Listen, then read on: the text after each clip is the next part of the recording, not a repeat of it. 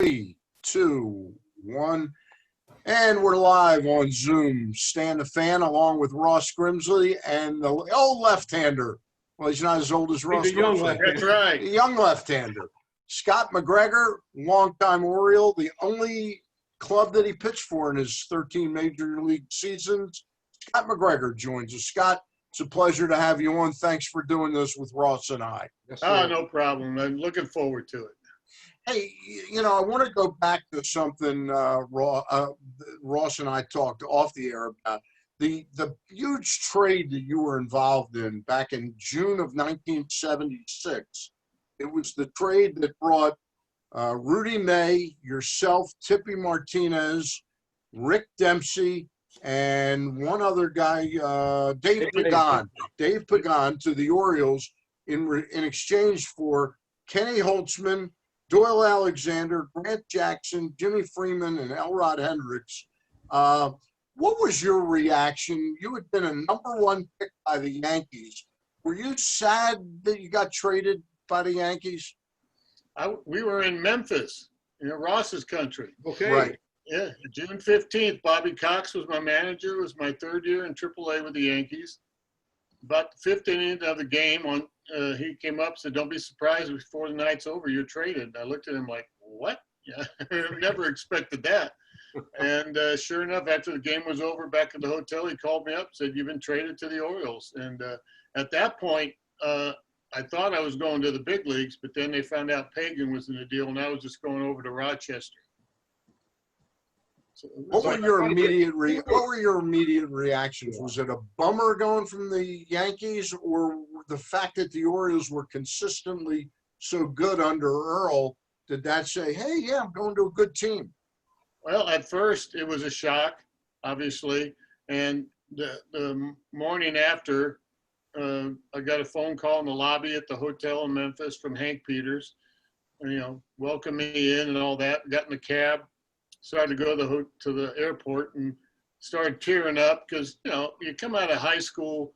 Yep. And you don't know anybody. Now these are your band of brothers, and all of a sudden I've been ripped from them. I'm going, "Oh my God!" And then about 5 minutes later, I go, "Wait a minute, Brooks Robinson, Mark Melancon, Bobby Grich at the time, yeah. Ross Grimsley."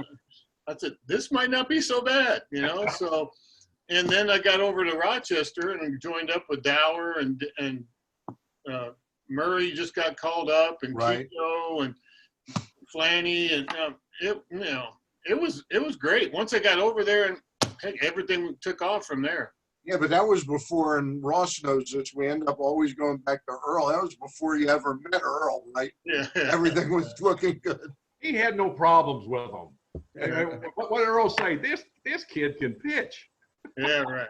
Hey, Scotty, when you were first drafted, you were a #1 draft pick.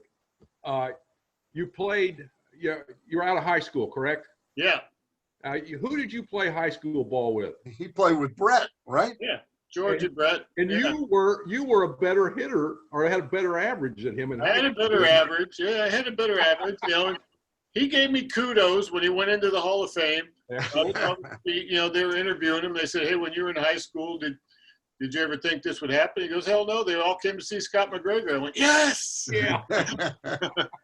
But no, we had a great high school team, obviously. And I think we won the state championship in '71. Out of 12 guys, I think about 7 or 8 of them were drafted. It was just like, It was a hotbed of baseball, and that's what we grew up doing, and took off from there. Were you ever considered a two-way prospect? Or you were? Thought I was. Yeah. Bobby, my whole minor league career, I would hit every night. I would pinch hit for the pitcher in the pitcher spot. When I was with Bobby in AAA, he swore that if I didn't make it as a pitcher, I could make it as a hitter. So I took batting practice every day, had my own bat orders, hit 270 one year. Not as many at bats, but not bad. But every night I was hitting because we didn't have any left-handed pinch hitters on the bench.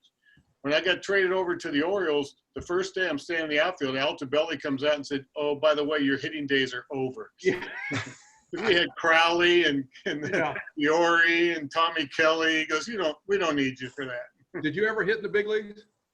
Just in the World Series in '79, '83.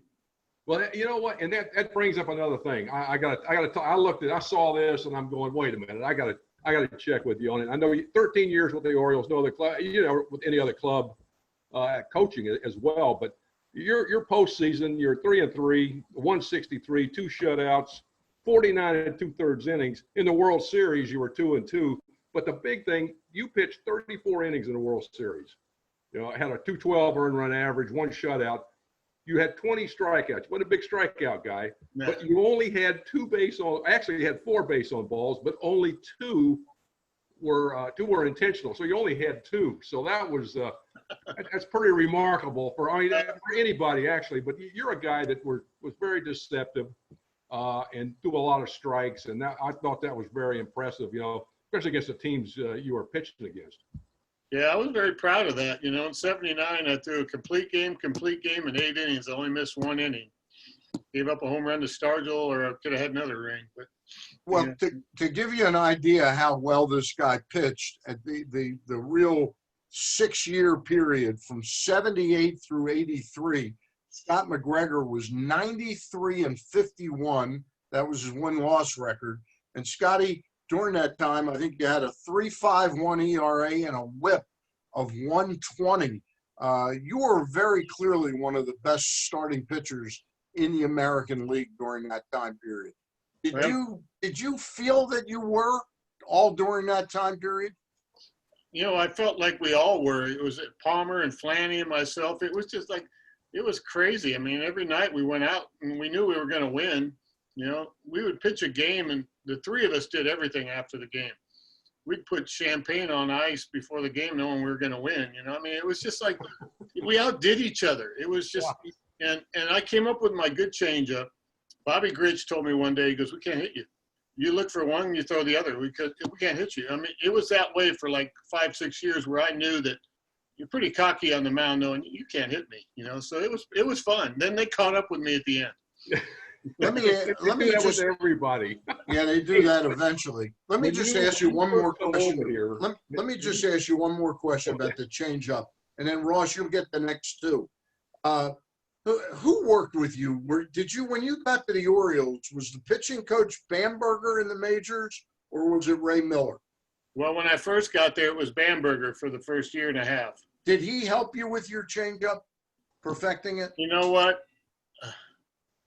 I don't know how it exactly became so dominant. Tommy Morgan was a pitching coach with the Angels way back when I was in high school. He showed me this palm ball. Okay. And I always had it, but I never used it that much in AAA. I could throw a curveball over, cutter, slider, fastball, 2-seam, 4-seam. But Bobby Cox used to always tell me, "You're never going to be the pitcher you can be until you come up with a changeup." And when I got to the big leagues, Earl slowed me down to the slow curveball. But I guess I just began to use that changeup and got so comfortable with it. I don't remember come to Jesus moment with the changeup. Right. It just, all of a sudden it was there, and it changed everything. It really changed everything. So I don't remember Bambi or Ray, or maybe Ray a little bit more, but all I remember is in '76, after I got traded over when we got called up to the big leagues, I was pitching the last day of the season in Fenway against Louis Tiant. And I come to the ballpark and I'm looking for Bambi. Yeah. I go, "Where's Bambi?" They go, "He quit." What do you mean he quit? Him and Earl got into it last night and he quit and he went home. He wasn't even there. He was pitching in Fenway for the first time with no pitching coach. I got to look at Earl. Funny. That's funny. Ross, you got the next couple. I got traded over, and it was kind of a shock, from the Reds to the Orioles. And then, like you said, God, there's Palmer, there's Belanger, there's Brooksy, there's Paul Blair. Cuellar. Yeah, Cuellar, McNally, Palmer. I'm going, hey, wow, I got a chance to pick up from these guys. And Cuellar became a big mentor of mine, with that. He just showed you how to pitch. And the guys, Catfish Hunter, just watching these other guys. Yeah. Was there anybody in particular that you watched or said anything to you or mentored you in any way? Who would that person be? Well, when I signed with the Yankees, I'm 19 years old and I'm coming into spring training. I'm throwing a bullpen to Elston Howard, Ralph Houck stand behind, and Mickey Mantle stand over here, and Whitey Ford comes up next to me. So I said, "Holy shit, I'm in trouble." It's not good, you know. But Stottlemyre and then Catfish got traded over, and they took me under their wings, and they would sit there and talk to me and teach me stuff. And one day I said to them, I go, "Why are you guys trying to do that? I'm trying to take your jobs." They looked at me like, "Really?" Yeah, really. "You're not taking our jobs. We're trying to help you get here." Yeah. I thought that just watching, though, I learned so much from just watching those guys. Oh my gosh. I mean, you know, it just all the Fergie Jenkins, a lot of guys that were soft tossers, and watching what they did. And I tell the story when Willie Horton with Detroit, not Catfish, but Cuellar was pitching against him. He'd throw 3 of those 82-mile-an-hour fastballs, belt high, down the middle of the plate after he'd thrown all of that. And Yep. miss. You know, he'd throw those 3 fastballs, and Horton would take every one of them that I could have hit. And like strike 3, you're gone, you know. So Yeah. Well, it was the art of pitching. The art of pitching was lost. No, absolutely. And you know, but the other thing, I know after your playing career, you went into coaching. You were in Aberdeen for what, a couple of years. Frederick, Bowie, Aberdeen again. Yeah. You were a rehab guy, you know, down in Florida. But 2010, I just happened to see this. You were the Chinese national team pitching coach? Yeah, with me and Tommy Lawless. Tell us a little bit about that. That's funny. I didn't know no that. idea what that was. Yeah, that was wild, man. Tommy was doing some stuff with MLB at that point, and he called me up one day and said, "Hey, you want to make some money?" I go, "Yeah, sure." So he goes, "You want to help me coach the Chinese national team in the Asian Games in Guangzhou, China?" I said, "Why not?" So they came over during instructs to Dodgers. What is the Dodger place? Vero Beach. Vero Beach, sure. They came over for 5 weeks. We went down there to Vero, trained, and then went over to Guangzhou, China. It was wild, man. I'll tell you what, these kids were terrible. I mean, you've been to Vero, right, Scott? Yeah. You know what the benches are like there? Yep. It's like a shooting gallery. Yeah. There's no thing there. The fans are behind it. These guys are playing against the affiliate teams, the Nationals, the Tigers and stuff, and they haven't seen a 90-mile-an-hour fastball in their life. And so every time we play a game, because we played all home games, we didn't travel, and the affiliates would come in, I said, "Make sure everybody in your dugout has a glove on, because you are in their power alley." They're hitting everything. Yeah. I'd be strafing them over there.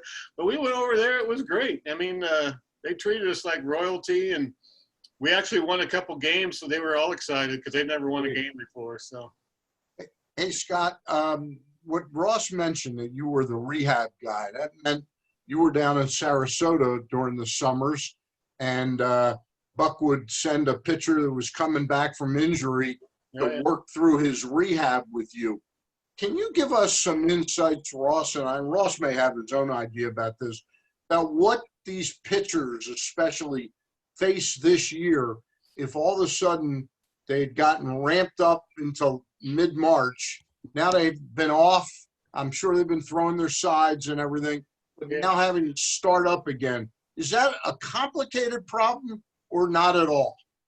To me, it's not at all. But the modern day pitcher, they let too many things get in their brains about that kind of stuff, you know. But I think pretty much they're all gearing up now, and I think they've probably all been trying to at least throw some bullpens. But if you give them a couple weeks, throw a couple, I mean, come on, think about it. Back in our day, we would come to spring training, throw a couple bullpens, couple live BPs, and our first outing was 3 innings. Yeah. The next one was 5 innings. Well, that's all these guys are ever going to pitch is 5 innings, so what the hell does it take, you know? Really? I mean, they're not going any farther than that. Now you expect them with a 30-man roster that they're going to go 9 innings? No chance. They don't even care about that. Yeah. Might even be 4. Play it like the World Series. Pitch them 2 or 3 innings and get them out of there. You know. I think it's gonna affect the younger pitchers more than it will the veteran guys, because the veteran guys have a little bit of an idea of what they need to do and what they needed to do up to this point. Now the younger guys are going to, I look like I think there's going to be possibly more injuries because these young guys are going to go out and jack it up sooner than they have to, and they're going to be snapping off breaking balls, and it's just everybody's going to be in a big hurry to get started and get this thing if it even gets going. It sounds like there's a possibility, but the logistics really sound. I mean, if you're not coming off of an injury, you should be able to handle it. Yeah. Anybody that's coming off an injury, if they try and press it, they're going to be in trouble. Hey, Scott, one other area I'd like to discuss with you tonight, at least, is when you got to Baltimore late in the 76 season, the Orioles through 1977, 77, they used to draw about 1 million fans a year in Baltimore. They didn't even get to 1 million. Yeah, barely, if they got it. But once WFBR, that was the radio station I ended up working with in 1983, when they took it over and started promoting it actively, you saw the growth of baseball passion in Baltimore. Could you talk about that a little bit, what it was like to go to the park every night and have Wild Bill Hagee and the early days of Thank God I'm a Country Boy and all that going on? Yeah, 79, if I remember correctly, 79 was the first year they got to 1 million. Edward Bennett Williams had come. Was he here? Yeah, he was there. Yeah, he came. He bought the team in 79. And then William Donald Schaefer was his infamous role as the mayor, because once he gets to be governor, he was a little crazy. But yeah, I mean, really, when I first came up there, 76, 77, 78, we were always in the hunt down to the last day of the season. But I remember as a kid growing up in Southern California watching the Orioles play early in the season, and Bob Uecker was doing the TV. That's the first time I ever heard anybody, the camera pan the thing. He said, "Look, there's a whole lot of people dressed as seats." Did you have a sense of how Robert Irsay was ruining a football city and how that reverberated and fans got behind the team? They said, "Hey, this baseball team's pretty damn good." Well, they were spoiled rotten for both of them. They were the best baseball team in the world, and in football they had Unitas and Lenny and all them, and then you had the Orioles with Earl and all these people. So really the town was spoiled rotten, and the Mayflower took part of it away. Yeah, the Orioles, they probably they benefited from that, no doubt about it. But it was just, I think, more just the growing of a city, and the Inner Harbor in 79 took off, and all of a sudden now it wasn't a slum. So it was a great time to be here, no doubt. Well, they went from 1,051,000 in 78. The first year FBR got the games was in 79. They drew 1.6, 1.797 in 80. In the strike season, they drew just over 1 million. Then in 82, they drew 1.6. And then in 83, that was the first season that the Orioles ever drew 2 million fans. And then it was normal to draw 2 million plus after that. Yeah. Well, it was a great place. Never saw that many people when I was there. No. It was early in 74. They had, the Orioles Reds, 2 winningest teams in the 70s. Yeah. And the Orioles from 69 on, they really, I know we played Oakland in the playoffs. We had 20,000 people, I think, in the stands. Oh, yeah. And in the battling all that season, you didn't see a lot of people in the stands. It was kind of I know when I was playing in Montreal, when we would come back, the season was over, come back here, I couldn't believe the crowds at the stadium, because I would go out to see the games because I'd see you and Mac and Flanny and all the other guys that were out there. But it was a totally different atmosphere. Yeah. Scotty, in your career, if you had one game to wish you had back a little bit, would it be that game 7 in 79 when the Orioles led 3-1, 3 games to 1, going into Sunday in Pittsburgh, and you got Flanagan, Palmer, and McGregor set to pitch against, I think it was Jim Bibby pitched game 7 against you. But does that game still ever haunt you, or have you gotten way over that? Well, I've gotten way over that, but I watched some of the things, and one thing I regret is Joe Altobelli was then managing the Pirates, and we were in Pittsburgh, and he called me over to the screen because he was standing there, and he said, "Whatever you do, don't throw Stargell breaking balls." So I threw him all fastballs, and somebody took me deep. If I'd have thrown him a curveball and changeup, I might have got him out. That's the 2-run homer he hit off of you. One pitch away from having 2 shutouts and 2 World Series rings, Yeah. Should have went with what you're thinking. I guess I go then as your high point of your career. It's got to be that Game 5 when Gary Maddox hits the little line drive to Cal, but you'd gotten the 2 home run support from Eddie Murray off of Charles Hudson in Game 5. That the best moment of your career, maybe? Yeah, that was a great moment. But I've always referred back to my first playoff game in Anaheim, where I threw a shutout to clinch the playoffs, go to the World Series. That was 79 also. Yeah. In front of everybody that I ever grew up with. When I went out Saturday, the bullpen was in right field at that time. We were in the right field dugout, first base dugout. When I walked down to warm up, and this is Saturday, we won the first 2, we lost. If I don't win today, we're facing Nolan Ryan in the twilight tomorrow, which is not a good thing. So I walk out, and I must have seen every kid, every person that I grew up playing Little League, high school with. And I get to the end, and all my coaches that I ever had coaches were there.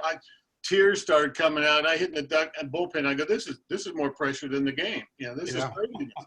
And so we threw a shutout. They got me a bunch of runs, and Doug made a great play at third for the double play. And afterwards, I went up afterwards with champagne and poured them on everybody. That was a pretty special moment to do it in front of your hometown. What has the club got in store for you this year? Are you you're working a little bit? What's going to go on this year? If they get it going, if they play. Before I left spring training, Don Long said that, if there's a left-hander throwing, I'll let you know, and come on in, throw batting practice. So, I can do that, and if there was any PR stuff to do, but there's no fans, so there's not going to be a whole lot of PR stuff for that. Right. It'd be like Korea. It'd be like Korea with the wooden people in the I stand. love that. Maybe they want an autograph. You think? Hey, this spring, before we let you go, though, spring training was moving along. We know where the club is, second year in the rebuild and all that. Is there anybody that stood out to you that was primed to really do well this year, like a Hunter Harvey, a Dylan Tate? Anybody stick in your mindset? Well, Harvey's, him and Dylan Bundy, our number 1 picks, were like my kids because they spent a lot of time with me in rehab. Yeah. And I was really impressed with him. I mean, I just pray that, he survives, because just like Dylan, you never knew, but, Yeah. There's nothing else that he could break or hurt, I don't think, but what an arm, Yeah. And I'll tell you what really encouraged me, Scott, is the lefties. Malone, LeBlanc, just 1, 2, 3, 1, 2, 3, throwing 84, little breaking ball here. I go, there it is. There it is. That's us. You think those guys will get an opportunity? Yeah. Well, Malone, I don't know. Why not? I mean, if you got an expanded roster, I was looking at them having 3 left-handers in the rotation. Yeah. With Johnny Means, who has always been my favorite. I mean, well, how will this time off? How is that going to affect some of these minor league guys? Possibly, obviously, use the innings and the experience. Who is that going to affect the most, pitching wise? What guys would you think? Ross, all this conversation of all that stuff. What are they going to do? How are they going to get their innings? Yeah, we just pitched. No, ball. I never got hurt. Just give me the ball. I'll go. I'll pitch an A ball. I'll pitch in AAA. I don't care. They make so much. They need their innings for what? Hey, Scotty, let me close with this. You said that Meansy was your favorite, so you've had an eye on him. I think he gives credit. Who did he give credit to teaching him his changeup? To Chris Holt. Chris Holt. do you have any doubt that he's capable of kind of establishing that as his base, how well he can pitch? Absolutely. Yeah. Absolutely. Last year I was in town for something in May. Oh, the Ripken softball thing. And he had pitched against, I don't know if it was the White Sox the first time, and just embarrassed him with his changeup. When I came back into town, he was pitching against him again. He tried to change his whole program and didn't use his changeup. I went to him after the game, and I broke hail, and I grabbed him. I go, "What are you doing?" He goes, "What do you mean? That changeup works if you tell him it's coming. Don't stop throwing it. That pitch is the best pitch in baseball. When you can throw that thing." And he said, okay. And then broke hail hit me in the head. Thank you for telling him that. Because they were thinking too much. Yeah, you can't. I mean, the changeup is the best pitch in the game. When you got a good one like him, you watch the games. When he's throwing good, he's throwing right down the middle, and they swing and miss. You know, you can tell him it's coming. Yeah. Hey, Scotty, we really appreciate you taking some time out to do this video with us. We really appreciate it. All right. Me too. All right. Pressbox presents these Zoom videos with my friend Ross Grimsley and old-time friend Scott McGregor. We appreciate your tuning in. See you guys. All right, guys. Later. Later. All right. Let's Y'all see. care, You wanna hey. Stop cloud recording. All right.